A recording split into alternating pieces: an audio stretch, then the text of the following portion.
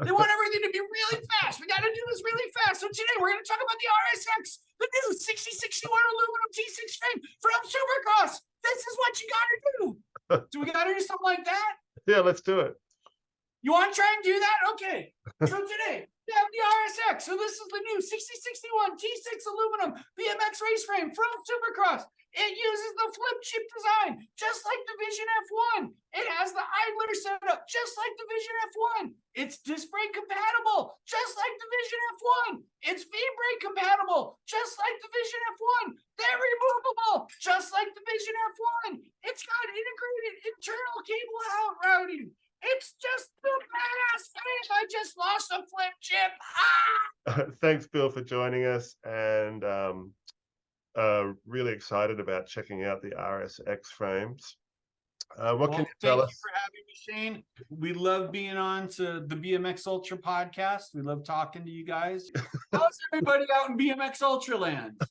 Everyone here is perfect, and we're really keen to check out the RSX.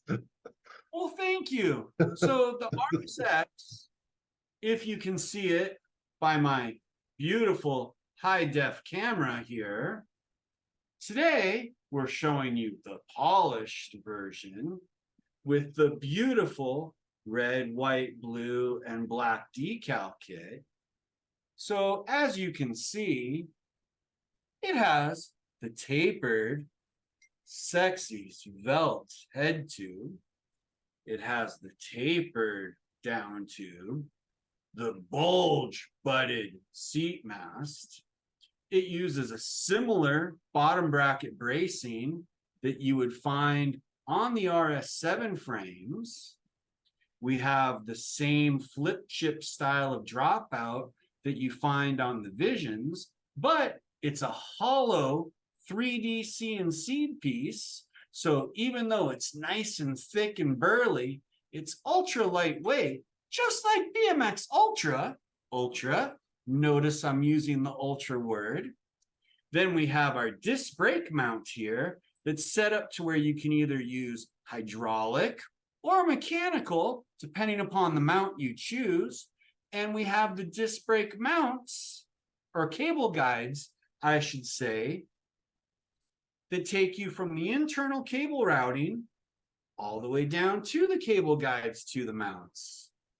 So currently, we have these available in 3 flavors. We have them in the yummy mirror polish. We have the tantalizing jet fuel. And we have the most amazing black chrome. So we do have these in quite a few sizes. We have people asking for a lot more, but the initial launch is an Expert XL, a Pro XL, Pro Double XL, Pro Triple XL for all those big guys out there, and then of course a Pro XL Cruiser. And they're going to be available at dealers worldwide for a low price. So, can you tell us how the RSX fits in the lineup with the RS7 and the Vision? Of course. So what our purposing on the RSX is to try and be able to give people an affordable option for performance. So we know that in these times, everything's getting more and more expensive. I mean, I found it, I was explaining to you earlier, I went to go to Wendy's to grab a salad the other day, went through the drive-through, oh, I need a salad. You know, salads used to be what, $2, $3 for a basic salad? And they're like, okay, $8.99 or whatever. And I'm like, huh? And they're like, oh yeah, you know, if you want the good one with the grilled chicken, it's $12.99. Talking about a little drive-through garbage salad. You know, I'm not going out to dinner. You're not setting the table. No one's bringing it to me. This is a drive-through. Here it is, plastic bowl. You know, $8. Costs are going up on everything. Expenses are up across the board. You've seen it. Everybody's frame prices are up. Our RS7 prices went up last year, regretfully. I didn't want to. We had to. You've seen Daylight's frames. Daylight's frames are super expensive. Rift's frames have gone through the roof. You know, everybody's frames are just shooting through the roof. I was trying to figure out how can we take the technology and the performance that we're trying to put into our highest level of frames and bring it down in price and set it up to where someone who wants to go out and ride, they want to be with their buddies, they want to go out to the track, they want to go enjoy BMX, they want to have fun, and we want to keep it affordable. But we don't want to make it be garbage affordable. We want it to be fun, affordable on performance. So we started working on the RSX. And the RSX is basically a 6061 aluminum version of the Vision F1. So by going with 6061 aluminum instead of the 7005, it is a little bit heavier than the RS7, but it's also a lot less expensive. We're able to put the features into it that we wanted to, and we're still able to keep the price a couple $100 less than what we were able to do with the RS7. So I get calls all the time where people are like, oh, the RSX is better than the RS7. Well, it depends upon what you're looking for and what your riding style is. Because depending upon your riding style, this might be the best bike for you. You know, you might need an SX 450. This might be what's best for you. I don't know what your riding style is. So there is no, hey, I want one BMX bike. There used to be back in the day, you know, we were talking about back in 1977, 1979, you know, there was one BMX bike that you would ride. You would grab one BMX bike and that was your everything. You'd ride to school on it. You'd ride the freestyle track or ride the BMX tracks on it. You'd ride the trails on it. You'd ride the freestyle jumps on it. You would do everything on it. Everything was done on that one bike. And it didn't really matter. Then things started to change. In the early 80s, you know, you started to see freestyle branch off, dirt jump start to branch off, racing started to really get technical and evolved. So now you really have to pick, you know, what is my riding style? What do I want? What am I looking for? I mean, just like the guitars behind you. I mean, you've got a beautiful acoustic. You've got an amazing bass. You've got a rad hollow body that just rips. You've got a little ukulele up there. I'm going to tell you right now, each one is going to give you a different experience. Now, they are all guitars, okay? They're all a guitar. It's all a stringed instrument. Which one is going to be the one that you want to play for what you need it to do? Which one is going to give you the benefits? That hollow body, you can sit and strum it, and you're going to get tones and sounds similar to the acoustic, but it's going to be different. You want to plug in and really go? Boom, that's the one to go with. You want to just sit around a campfire and just play? Well, grab the acoustic.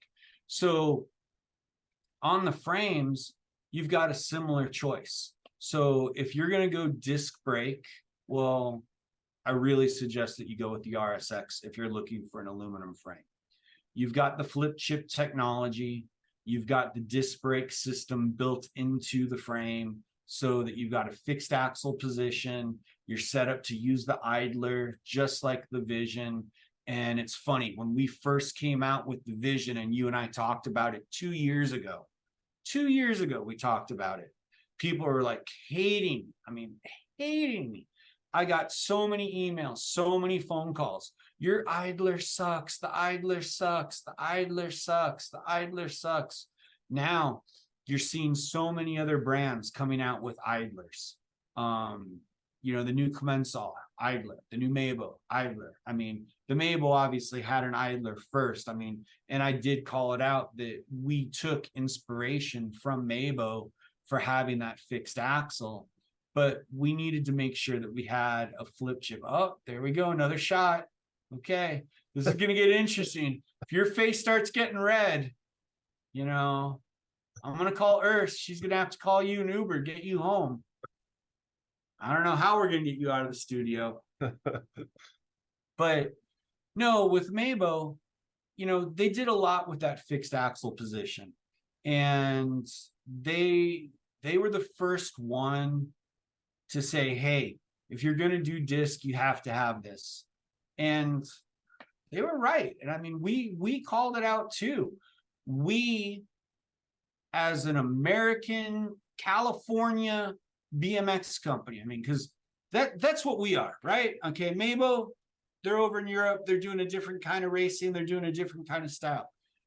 Supercross, we're a California BMX company, right? We've been born and bred here in Southern California since 1989. For 35 years next year. For 35 years, we've been playing in the California dirt as a company, not just a rider, but as a company. And the one thing that I knew, even though they were doing that fixed axle, you needed to have some adjustment. And that's where we did that flip chip. Because BMXers, frick, we're a fickle bunch. Oh, I want a short wheelbase. Oh, I want a long wheelbase. Oh, I want it like this. Oh, I want it like this. This track. Oh man, did you see that rhythm? I need an extra 1/4 inch here. And with that fixed axle position, you don't got it. Here's my rear end. This is what you get. And that is very Euro. That is very, hey, this is the mountain bike style. This is the road bike style. And it's funny because now you're even starting to see mountain bikes with flip chips, to where mountain bikers are now starting to say, hey, I need a little extra. Give me that flip chip. I want that extra little bit back there. Or I need to pull it up a little bit. And that's where we spent the time to do that flip chip. And, a Swiftie sent me a text this morning. It's like, Bill, someone copied the flip chip. And it's like, yeah, not a big deal. I knew something like that was going to happen. I knew it was going to happen. Just like I knew more and more people were going to start to use the idler. And that's where the RSX, it really comes on board and makes it to where it's future-proofing the aluminum race frame, but it's at the more affordable price point. Originally, I had it planned that we were going to do the RS7 as the RSX, and we were going to do it out of 7005. And that's what originally we were going to do. And the thought process I had, being a broke, poor BMXer, growing up in Torrance and not having enough money and walking into the bike shop and having to put my frame on layaway and just dreaming about that frame, when I started to run the numbers on what it was going to cost to do a 7005 series aluminum race frame with all those features, and I was like, damn, that's going to be a $1,200 aluminum race frame. Can't do it. I can't. It's not fair to the public. It's not fair to the riders. I can't do that. It just doesn't make sense. It just doesn't make sense. And that's where I wanted to make sure that if we use 6061, the 6061 series, and 6061 is a good metal. I mean, a PK Ripper, 6061, a Redmond, great frame. A Redmond, amazing frame, 6061. The Daylights, 6061. There's so many good frames out there. There's 6061. 6061 is a good material. It's not as good as 7005. 7005, that material that we worked with Easton for so long to really refine and make sure that you got a higher tensile, a higher yield when it's heat treated, You know, if you don't heat treat 7005, it's not that good. And there's a few companies that, you know, oh, we've got a 7005 frame. Oh, cool. Are you heat treating it? Well, no. Well, then it's not that great. You know, you can do 7005, but you got to make sure you heat treat it. And you got to make sure that you do a 2-stage heat treatment.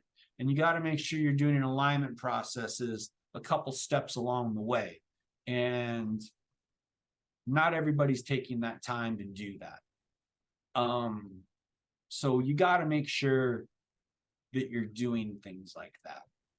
But the RSX, with it being out of 6061, it's got old school BMX roots. 6061, the old PK Rippers, 6061.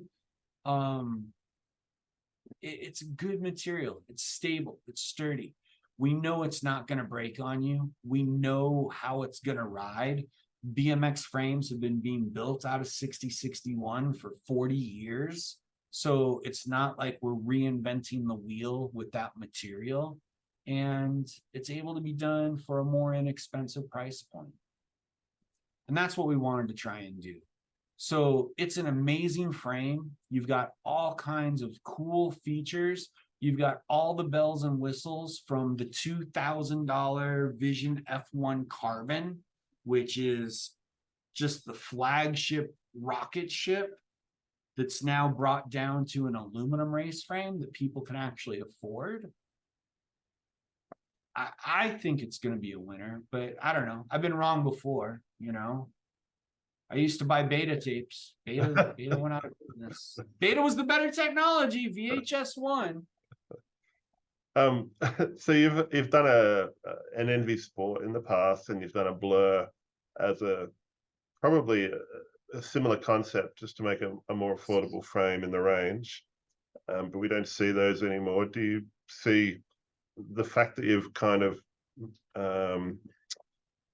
duplicated the features of the Vision? Do you think this will fit in the range a bit better, and we'll see it out there a lot longer? I'm hoping. And see, you actually raised up a really good question there, Shane. You raised up a really good question, because we have in the past, we did do a Blur so that we'd have a 6061 option. We did do the Envy Sport so that we would have a more affordable option.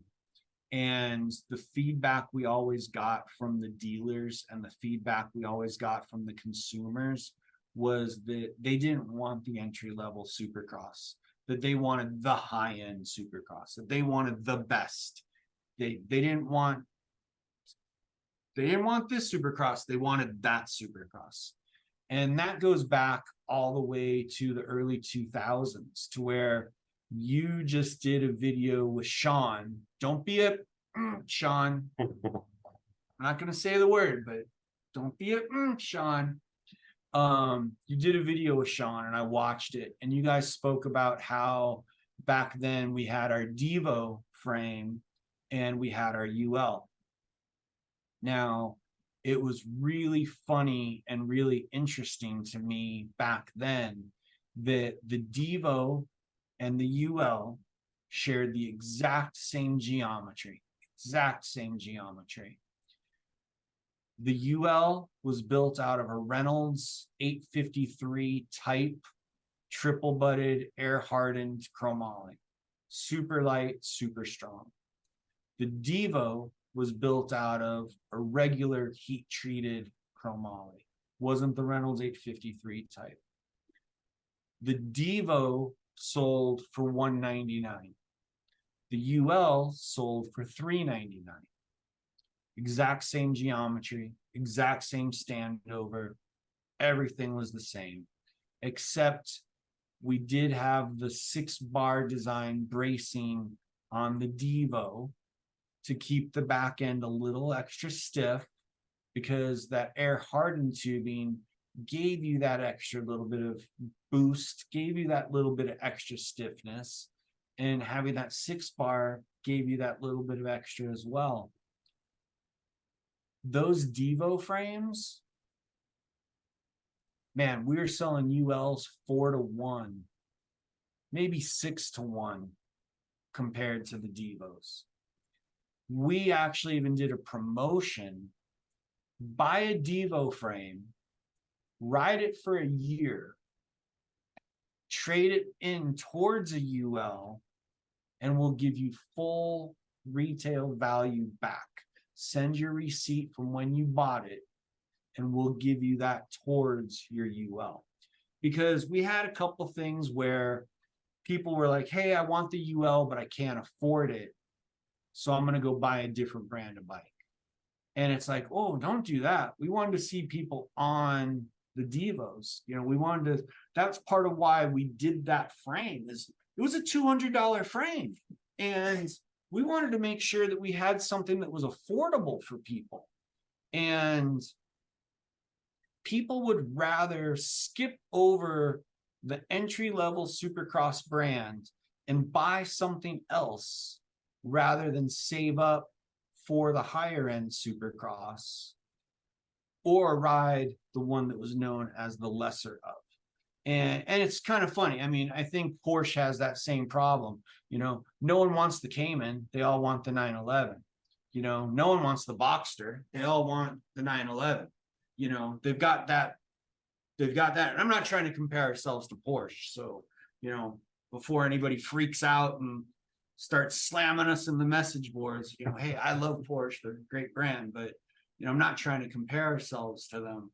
But I think it's a similar type of thing that, you know, you want the top end. No one goes to the store and goes, yeah, I'm only good enough to have the cheap one. You know, everybody goes to the store wanting to have the highest end. And that's where with the RSX, it's a high-end frame. Don't get me wrong. It's a high-end frame. And it has all the bells and features and all the whistles, everything that you could ever want in a 6061 aluminum frame. And I'll be damned if I see someone go, well, I'm thinking about this brand of 6061 frame, and I'd like the Supercross, but I don't have enough money for the RS7. And dude, we've got an option for you. This is the option. This is what we're trying to do. And we're not trying to rip anybody off. We're trying to just offer an affordable price point for them. And that's what the whole thing's always been about. You know, let's give them those options. And sometimes people will take those options, sometimes they won't. I know I had a shop up in Northern California when we had those NV Sports that he couldn't get enough of them. He was like, oh my God, this is the best value in BMX, period, by far. He's like, I'll take them all. And the sad part was that we only had, I think we built 1,500 NV Sports, 1,200 NV Sports. And great frame. But people didn't understand why it was $250 less than the Envy. Now, that Envy that year, we sold 8,000, 9,000 of them. It was $200 more. Now, that's not $200 more profit. That's $200 more into the tubing, the manufacturing. I mean, there's all of this extra that goes into it. You know, the NV Sport didn't have the Easton branded tubing. It didn't have the taper wall technology. It didn't have all the custom budding. It didn't have the cold forged dropouts. It didn't have a lot of different things. It was a great frame, don't get me wrong. And that's where the one shop, they went ahead and hung it up on the wall and compared it to another brand and said, hey, here's this one, same price, take your pick. And it was just no brainer for them every single time. Sorry. Are they in stock now, or is it still pre-sale at the moment? Right now we're planning on starting to ship the 1st of September. I've got a bunch of them in hand now that we're getting stickered and we're getting boxed up and ready to go. We're just waiting for the rest of them to come in from the platers. So the jet fuel is a plating process. The black chrome that we're doing on it is a plating process. The mirror polishing, you know, obviously that's a polishing process. So as you saw, we've got them in hand. We've got pictures up on the website. We're trying to create that extra hype. And we were planning on shipping this week, but you know, things don't always fall in line. Plating issues always take a little bit more than they do normally. Painters are taking a little bit longer than they do normally, and their prices are going through the roof. Where we used to pay $30 for a polish, now we're paying $70 for a polish. I mean, it's crazy. But again, goes back to that, $8 salad, everything's just increasing in price. And unfortunately, it has to continue down the line. So how popular is the jet fuel color? It's actually been really popular. We've had a lot of demand for that color. And it's really cool because it's actually a chrome process that goes over the aluminum and then it gets burnt. So it's really cool watching how the whole thing gets done. I know we used to have it done over in Taiwan and China all the time on some of the different parts, and they outlawed it because it used to just be a chemical process in the anodizing. And now we've got a plater who's figured out how to do a chroming process, and then they burn it.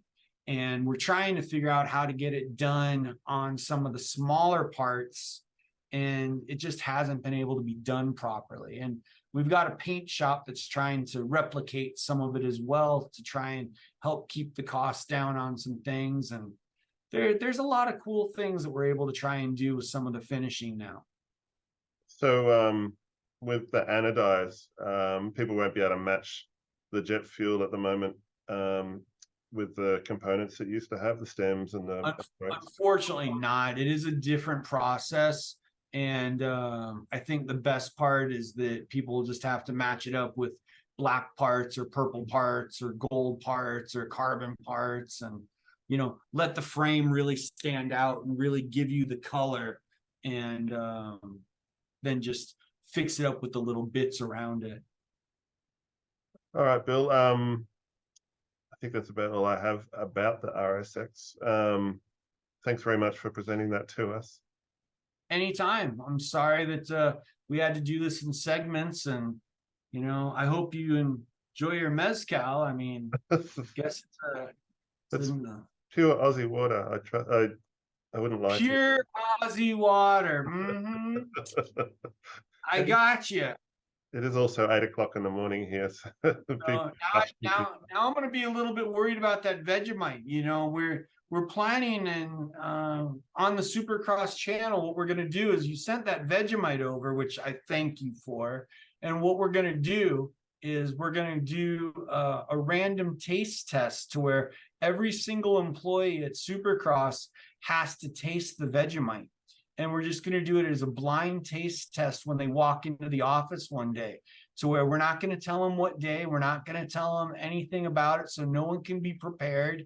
We've told them that they can't look up what Vegemite tastes like, and they're just going to have to walk in one day, and it's going to be like, here, taste Vegemite, and just have a video camera in their face and just get their initial reaction. So I'm kind of eager to see how that one goes. You're not going to give them a spoonful of it, are you?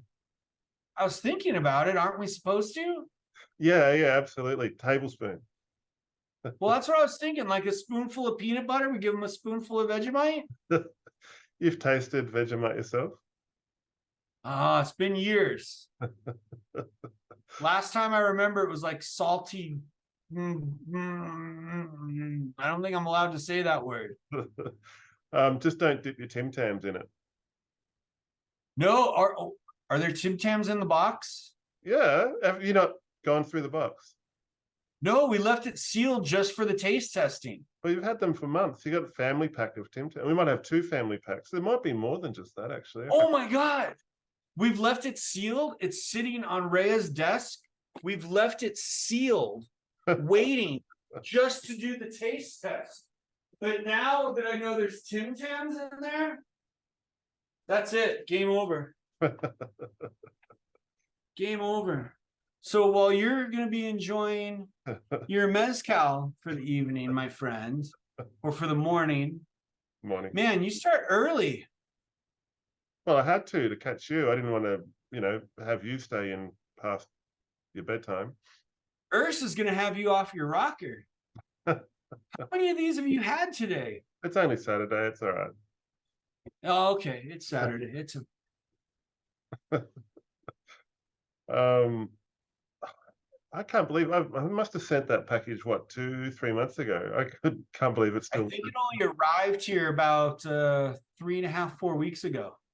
Oh, really? It was stuck in customs forever. Right. It Ah, looks like a dog chewed on a part of the box. probably because of the Vegemite. Remember, I tried bringing some across for you for Grands, and I got it taken off. Yes.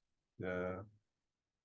Coming back from Grands, I tried bringing some jelly back. Lincoln brought me some jelly to take home to my wife, and it was from Tennessee or whatever. And they made me throw it out. And I'm like, it's jelly. They're like, throw it out. Okay. Done. Sealed. I did want to talk about the OS 20 SX 450 as well.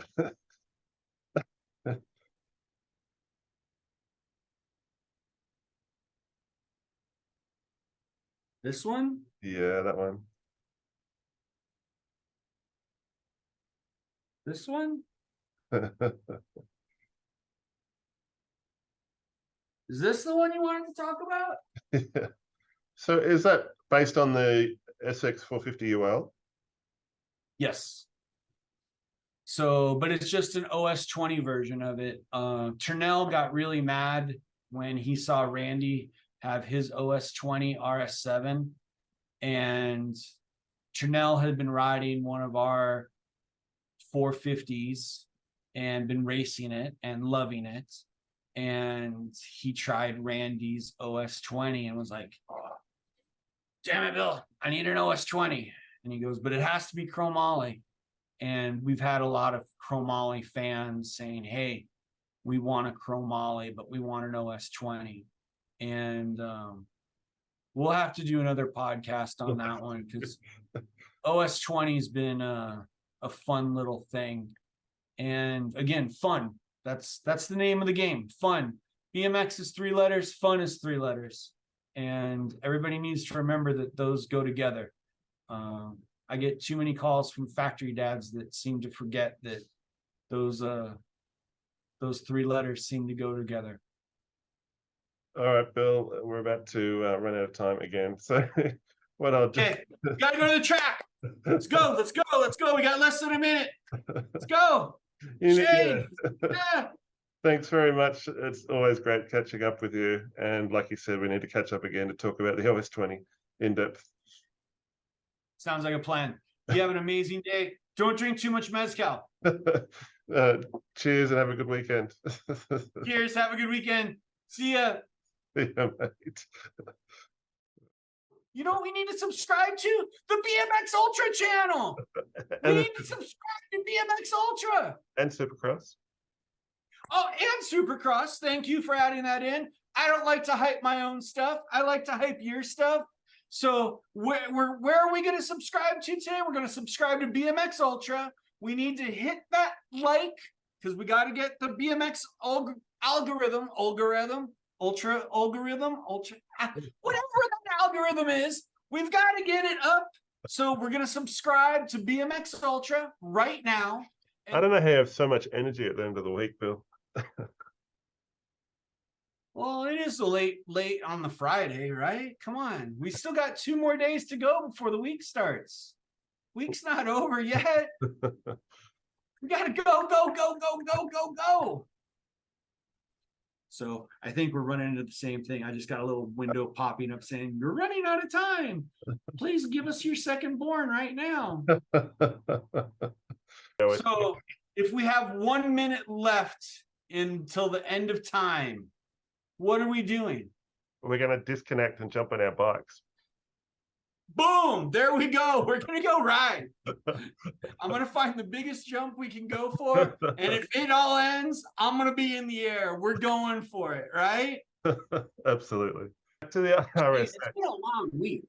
It has. It's been a long I think it's always better when we record these at the end of the week, because I think we get I don't know. I haven't had anything to drink yet, except this. I don't drink. And here's the thing. I actually had a lady call me, and this has been sticking in my craw for a little bit. She called to complain saying that I was promoting alcohol because on one of our shows, I promoted my buddy David's mezcal. So if you look behind you, you have one of our Dream Studios R3 guitars. Yep, right there. Now, my buddy David is the guitarist for the Mojave Lords, for Earthlings. He's been in Queens of the Stone Age. He's been in all these different things. He has this studio out in Joshua Tree that's Rancho de Luna Studio. They've recorded the Arctic Monkeys. I mean, they've done all the desert sessions. I mean, the list just goes on and on and on and on and on and on and on and on. I mean, I can't even think. I mean, you know, Elaine Johannes introduced me to him, and he's been such a dear friend. And every time I come out of surgery, never fail. He's one of the first texts I always get. Hey, dude, how you doing? How'd surgery go? Well, he started a mezcal company, Rancho de Luna Mezcal. Now, this is supposed to be some of the world's best mezcal. Now, I don't know. I'm going to take his word for it because I don't drink. I don't drink alcohol, right? Not a problem. It's just by choice. I just don't drink. You know, I did make the joke with him once that I don't know how people can go home and drink a 6-pack because, you know, I tried to drink 6 of these and I don't remember how the next 2 days went. And he's like, Bill, you're supposed to sip those. You don't drink 6 of those. You know, sent me a case of them. So I had to make the joke with him, right? But after I made that joke on one of our podcasts, I had a lady call, and on our phone system, it has a timer and it times the phone call. And she yelled at me for 58 minutes for promoting alcohol to youth. And I couldn't figure out how I was promoting alcohol to youth. I said, I don't drink. And I don't recommend anybody drinks. I mean, but it's their choice, whatever. I mean, if you're an adult and you're over the age of 21 and you'd like to have a drink, well, I mean, that's up to you. And I see all those factory dads out there with all their little red cups and all their different little things. So, I mean, hey, I mean, it's out there. It's prevalent. And I mean,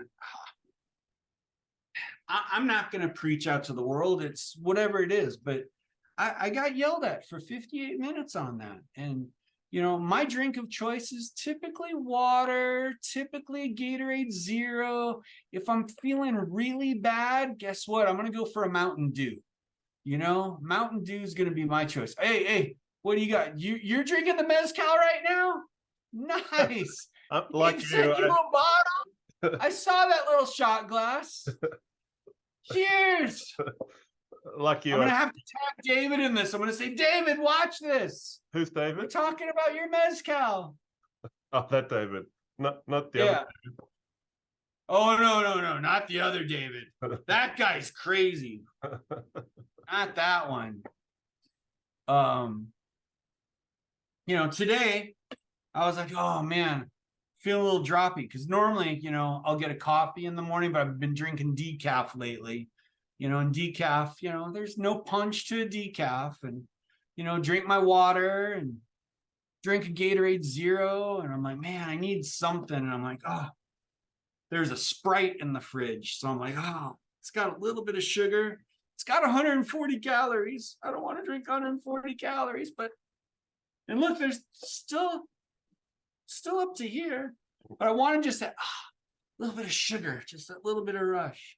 I could have cracked this open, but I didn't. Even though I knew we were going to be doing this show. Might have gotten things a little interesting. I'm not sure how the show would have gone. More interesting? More interesting. So, I don't know. Does that light work? I don't know. If someone's bringing in an extra light, they're going to interrogate me even more. I don't know what's going on. You tell me if this light works better, Shane. You can edit this out or keep this. It's going to plug it in. I think I'm about to get hit by a laser on my right side. Look, oh, it didn't light up anything. Or did it light up things? I don't know. Doesn't look like I it did, can't mate. tell. Is that better or no? No, I didn't notice the difference. Did you notice a difference? No. No, not at all. Nom, he's saying you're fired. It didn't notice a single difference. Oh, now, did you notice that difference when you unplugged it? Yeah, a little bit. Little bit. Oh, now he's feeling good. He's just going like, oh, geez, now you're blinding me. Now I can't see it all. You need to get that right out of my eyes. It does bring out the chrome in your hair, though, Bill. It brings out the chrome in my hair. Yes.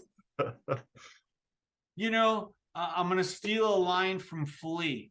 Flea once told me that I need to be proud of every single one of these gray hairs because every single one of these gray hairs is an adventure that we've had.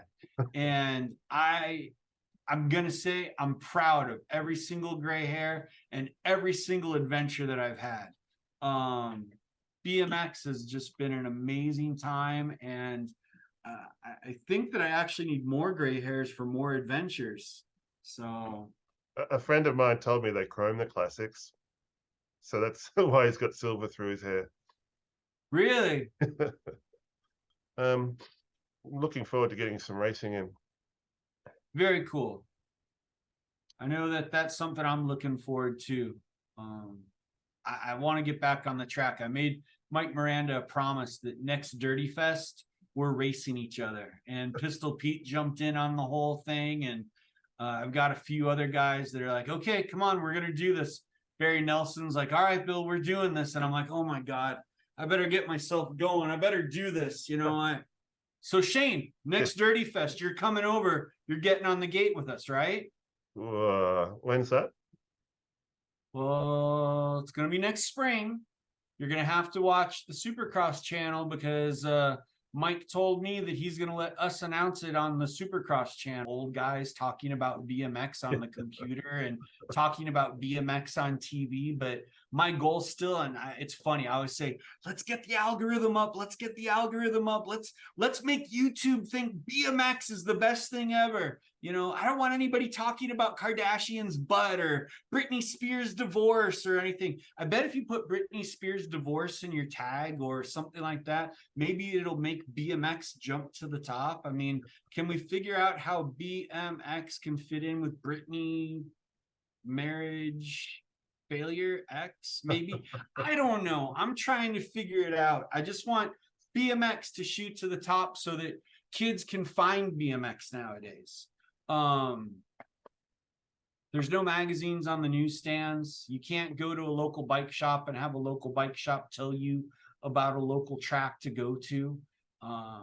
There's a lot of that stuff that's just not there anymore. And it's weird, you know, us, these weird, old, passionate BMX guys, you know, we're fat, we're old, we're ugly, and we're telling you stories about old time BMX. And I don't understand it. I don't. I hate it. Honestly, I got better things to be doing than this. But I want kids to know about BMX. And I want them to get out there and ride and know the enjoyment and know the fun. Know the fun. Oh my God, the fun that we have all experienced. So, Dirty Fest, you're coming? Put me down as maybe. Oh, no babies. I've got to You sell want me to call my body. Miranda I've got right now? I've got a couple of kidneys I can sell. I'm gonna have to get a ban on Sprite for you, I think.